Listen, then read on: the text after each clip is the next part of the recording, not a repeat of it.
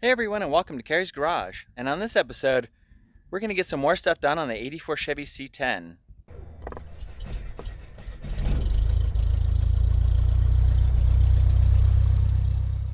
So in prior videos of when I got this truck and got it going, we noticed that the instrument cluster really wasn't working. Not getting a temp read out, it's maxed out and messed up.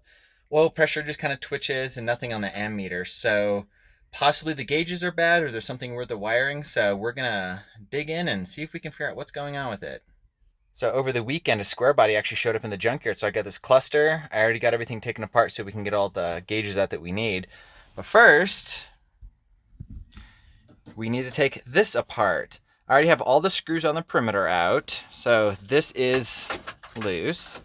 So now what we just need to do is kind of wiggle it out. I have not taken the light pull out, but I can get it off around it. So let's go ahead and get this off, get down into the cluster that's in the truck, and see if we can figure out what's going on with it.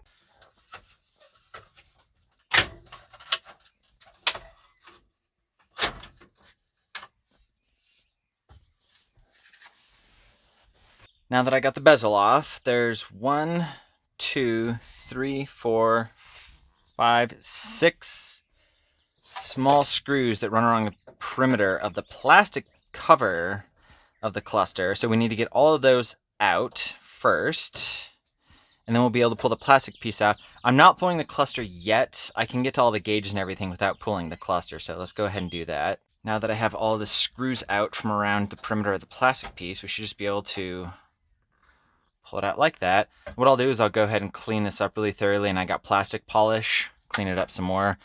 Then now there's this inner black piece, which is used to reflect the lights back onto the face of the gauges, and that should just pop right out. Now, there is the same size screws that run along several places on the face of the instruments. We can go ahead and pull those off, and then they just slide onto the pin terminals. And I don't have any documentation. I'm sure there's something in the shop manual about how it all works, but we're just going to kind of guesstimate and see if we can figure out voltage supply, ground to the sensor, and make sure there's no dead grounds. So let me go ahead and get these guys out, and then we'll start testing. So my whole thought process behind this is I want to make sure there's really no problems first before I start stabbing the other gauges in, because I don't want to burn those out if there is a problem.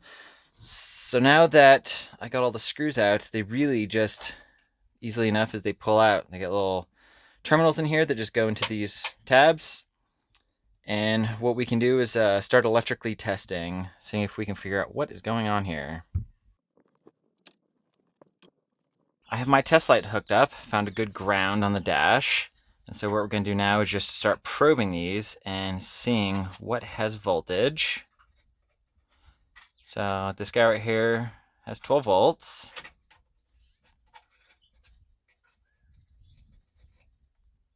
So does that one, and so does that one. So we're getting voltage up to the terminals. And as far as I understand how it works is like the oil pressure and temperature, you get a full 12 volts that go to the cluster, and then the sensor on the engine, the resistance of it changes the ground through the actual gauge, and that's what gives you your reading. So 12, 12, 12, good.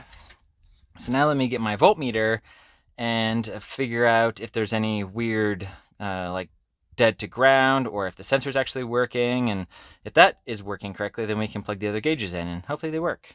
So I have verified that the hot terminals on here, we are getting 12 volts. So let's see, like on the ammeter, should be to ground, so we can get a reading on the ammeter, which is good. See, that's positive, so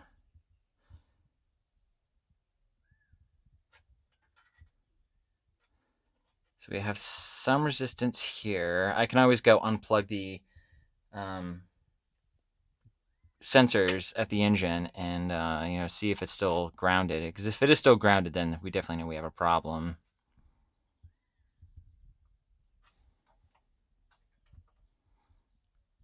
Let me go unplug the temperature sensor and see if this changes. And if it doesn't change, then we've got a bigger issue that we need to figure out. I actually had the temperature sensor disconnected, but now that I connected it back in,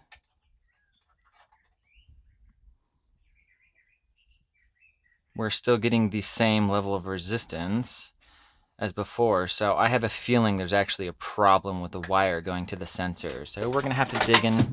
Okay. So we're going to have to dig into that and see what's going on. Well, I started pulling this cluster apart and I grabbed the ammeter gauge and I put it in. Let's see if this one works. The other one, when you turned it on, did absolutely nothing. It's completely dead to the world. I got no reading on it whatsoever.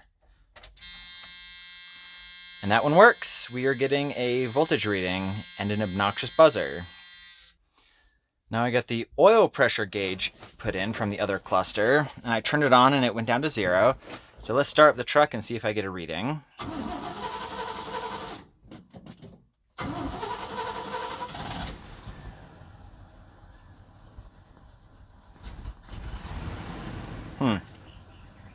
That's not good.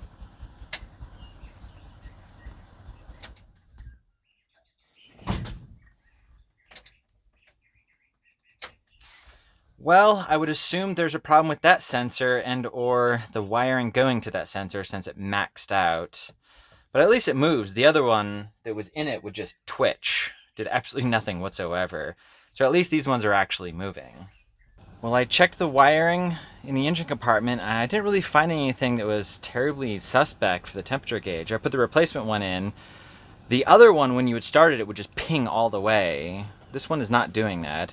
I also put the old oil pressure gauge back in because I don't want the replacement to get messed up because it reads so high until I figure out what's going on with that sensor. But ammeter's registering good because we're running, and the battery was a little bit low, so we're charging.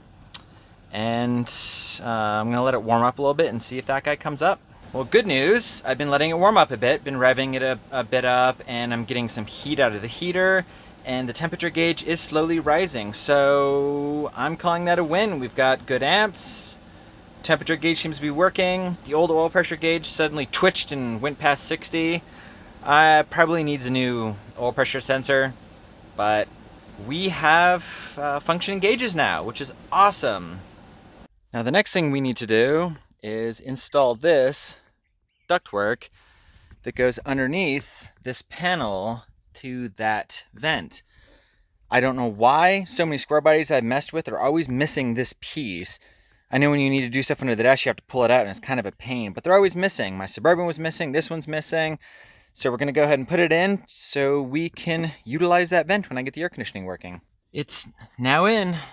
There it is, connected up to this vent. So getting some air out of this vent now.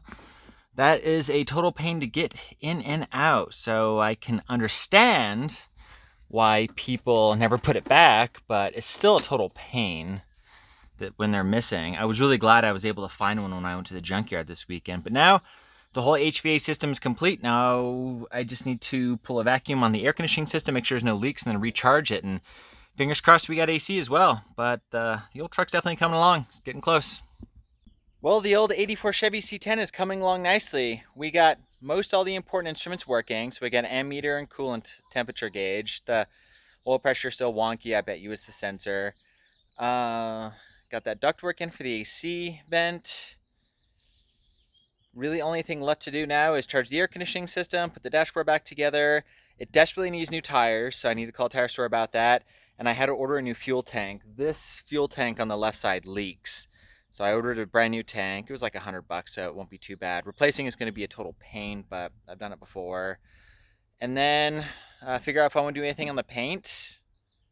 And it's pretty much done. Runs great, drives really nice, except for the tires kind of wobbling around. And yeah, it's definitely come a long way from sitting for over 21 years to where it's at now. So it's pretty awesome to see the transformation. Anyways, thanks so much for watching. I really appreciate it, and catch you on the next episode.